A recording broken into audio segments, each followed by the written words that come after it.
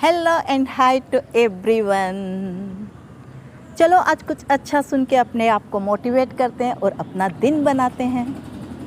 Hello friends, मैं हूँ इंदु जैन और हम शुरू कर रहे हैं एक ऐसे राजा की कहानी और उसके साथ एक ज्ञानवान अंधे भिखारी की कहानी। तो शुरू करें। राजा है, बड़ा सुंदर सा दरबार लगा हुआ है। राजा बैठे हुए हैं दरबार में, उनके मंत्री बैठे हुए हैं, दीवान बैठा हुआ है, सेनापति बैठा हुआ है, राजा के परिवार के सब लोग बैठे हुए हैं। सर्दियों का मौसम है, बाहर दरबार धूप में लगाया है राजा ने, क्योंकि भाई मौसम तो सबको प्यारा होता है। उसी समय एक व्यक्ति आता है और दरबार के भीतर प्रवेश करने के पहले वो दरबान से कहता है कि मुझे राजा से मिलना है और एक परीक्षा करनी है, क्योंकि मेरे पास में एक अत्यंत बहुमूल्य चीज़ है और उसकी परीक्षा केवल राजा ही कर सकते हैं। राजा के पास खबर भिजवा दी गई। अब क्या हुआ, राजा ने जब अपनी परीक्षा की बात सुनी तो तुरंत उसे बुलवाया कि उसे आदर के साथ अंदर लाओ और देखते हैं कौन ऐसा बंदा है जो मेरी परीक्षा करने के लिए आज यहाँ उपस्थित हुआ है। वह व्यक्ति अंदर आता है और राजा को बड़े आदर के साथ प्रणाम करके कहता है कि महाराज की जय हो। महाराज, मैं बहुत जगह घूम घूम करके आया हूँ। मेरे पास में दो चीज़ है, एक बड़ा शानदार बड़े से आकार वाला हीरा है और दूसरा सेम उसी आकार का एक पत्थर भी है। पत्थर यानी कि कांच का टुकड़ा। मैंने इतनी जगह घूमा है और अनेक राजाओं से या अनेक नागरिकों से ये बात की है कि कोई बस उसको केवल 1 मिनट हाथ में लेकर के यह बता दे कि पत्थर यानी कि कांच का टुकड़ा कौन सा है और हीरा कौन सा है। महाराज, कहीं पर भी कोई नहीं बता पाया, लेकिन अगर आपके नगर में कोई ऐसा बुद्धिमान व्यक्ति है जो इस बात को बता दे तो मैं वादा करता हूँ कि ये अत्यंत बहुमूल्य कीमती हीरा वो मैं आपको प्रदान कर दूंगा। लेकिन साथ में एक शर्त ये भी है कि अगर नहीं बता पाया तो क्या, तो मैं उस हीरे की कीमत के बराबर का मूल्य आपसे लूँगा। और महाराज, मैंने जैसा आपको बताया कि अभी तक कोई भी इसको नहीं पहचान पाया, तो आपको अगर ये शर्त मंजूर है तो मैं आपको यह हीरा दे सकता हूँ अगर आपके नगर में कोई व्यक्ति इसको पहचान ले। लेकिन साथ में मेरी यह भी शर्त है कि अगर नहीं पहचान पाया तो इस हीरे की कीमत के बराबर का मूल्य मैं आपसे लूँगा।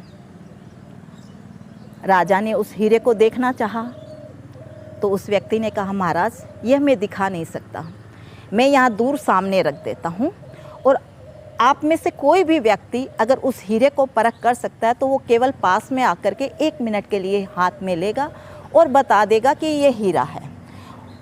और अगर बता दिया तो ठीक है, मैं अगर सही बताया तो मैं अपना हीरा आपके राज्य को प्रदान कर दूंगा, लेकिन नहीं बताया तो मेरी वो शर्त याद रखिएगा। महाराज ने कहा, ठीक है, मैं अपने सभासदों को पूछ लेता हूँ कि कोई इस हीरे को पहचान सकता है क्या। राजा ने सबसे पूछा, पर अब सब व्यक्तियों के पास में एक बड़ा प्रश्न था कि अगर वह नहीं बता पाए तो क्या होगा। हीरा बहुत ही बेशकीमती था और इतना कीमत अगर राजा प्रदान करेंगे तो अवश्य ही वह राजा की नज़रों में नीचे हो जाएंगे। राजा सोचेगा कि उन्हें तो कुछ आता ही नहीं है। तो इस प्रकार ये विचार करते हुए कोई भी सभासद आगे बढ़ कर के ये बताने के लिए तैयार नहीं हुआ कि कौन सा हीरा है और कौन सा कांच का टुकड़ा। अब यहाँ पर एक शर्त उस व्यक्ति की ओर थी कि वह व्यक्ति ऐसा नहीं हो सकता था कि एक ने आया कहा यह हीरा है तो दूसरे ने आकर के अंदाजन से गेस कर लिया कि जब यह गलत है तो ये सही होगा, ये हीरा है। क्योंकि यह काम एक पर्दे के पीछे ही किया जाना था कि कौन सा हीरा है और कौन सा कांच का टुकड़ा है, और जब सही बात पता चल जाएगी तब वह डिस्क्लोज करनी थी। सब लोग बड़े परेशान कि ये रिस्क तो नहीं ले सकते। काफ़ी देर तक बातें होते रही। इतने में क्या हुआ कि बाहर से एक अंधा व्यक्ति दरबान को कहता है कि अंदर ये जो बात चल रही है जिसका मुझे पता चला है, ब्रॉडकास्टिंग हुई होगी तो मैं उस हीरे को पहचान सकता हूँ। दरबार ने कहा दरबान ने कहा कि इतने बड़े बड़े विद्वान बैठे हैं, जब उन्होंने यह नहीं बताया तो भला तुम अंधे होकर के कैसे बता सकते हो। पर उसने कहा जाओ अपने राजा से जाकर के कहो कि मैं यह बता सकता हूँ कि कौन सा हीरा है और कौन सा कांच का टुकड़ा। अगर राजा परमिशन देते हैं तो मुझे अंदर बुला लेना और मैं इस प्रकार राजा को बहुत कीमती हीरा दिलवा सकता हूँ। दरबार ने आकर के, जो दरबान वहाँ पर खड़ा था, उसने आकर के राजा को ये बात कही कि एक अंधा व्यक्ति कहता है कि मैं इस हीरे को पहचान सकता हूँ। राजा ने मन में सोचा, जब मेरी सभा में कोई भी आदमी इस हीरे को पहचानने के लिए तैयार नहीं हो रहा है तो एक बार उसका भी ट्राई कर लिया जाए, देखते हैं वो क्या कहता है। राजा इस बात के लिए तो तैयार हो गया था कि अब उसे हारना है और एक बड़ी धन संपदा इस व्यक्ति को जानी है, और इस प्रकार से वह व्यक्ति काफ़ी धनवान होता भी जा रहा था। परंतु फिर भी राजा ने उसे बुलाया अंदर और कहा कि आप तो अंधे हो, आप कैसे बताओगे कि कौन सा हीरा है और कौन सा कांच का टुकड़ा है। पर उस व्यक्ति ने कहा कि महाराज आप चिंता मत कीजिए, मैं बता दूंगा। सारी व्यवस्था कर दी गई, पर्दे लगा दिए गए, चारों तरफ से ऊपर से धूप आ रही थी, साइड से पर्दे लगे हुए थे कि कोई व्यक्ति यह न देखे कि कौन सा इसने हीरा बताया है और कौन सा कांच का टुकड़ा। पर उस व्यक्ति को इस बात से कोई फ़र्क नहीं पड़ा। वह अंधा व्यक्ति गया उस जगह और दोनों हीरे को 1 सेकंड के लिए हाथ में लिया और तुरंत पहचान लिया कि यह हीरा है और ये कांच का टुकड़ा। वह जो हीरे का व्यक्ति था, जिसने हीरा लेकर के आया था, वो बड़ा आश्चर्य में पड़ गया कि 1 सेकंड लेने के साथ साथ इस व्यक्ति ने कैसे पहचान लिया कि यह हीरा है और ये कांच का टुकड़ा।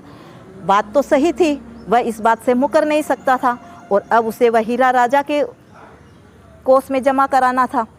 परंतु फिर भी बड़ी उत्सुकता से राजा ने भी पूछा और उस व्यक्ति ने भी पूछा कि आपने कैसे पहचाना कि यह हीरा है और ये कांच का टुकड़ा। उस अंधे व्यक्ति ने कहा, महाराज बहुत सरल है, हीरा कितना भी धूप में रहो वह गर्म नहीं होगा, कांच का टुकड़ा जरा सी धूप पाकर के ही गर्म हो जाता है। जब मैंने हाथ में लिया तो देखा कि हीरा तो एकदम शीतल बना हुआ है और कांच का टुकड़ा गर्म हो गया, तो बस मैंने पहचान लिया। राजा बड़ा प्रसन्न हुआ कि आप तो बहुत बड़े विद्वान निकले। उस व्यक्ति ने कहा, महाराज इसमें कोई विद्वान की बात नहीं है, ये तो एक साधारण सी बात है।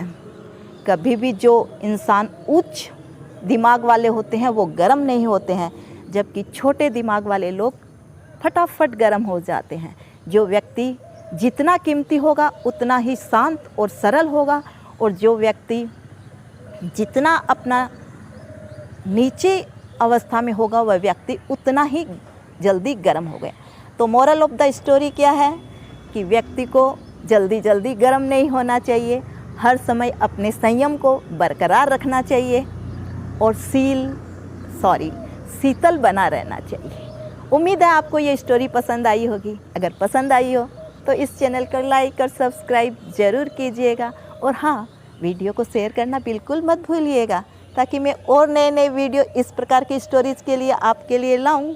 तो फिर मिलेंगे, बाय बाय।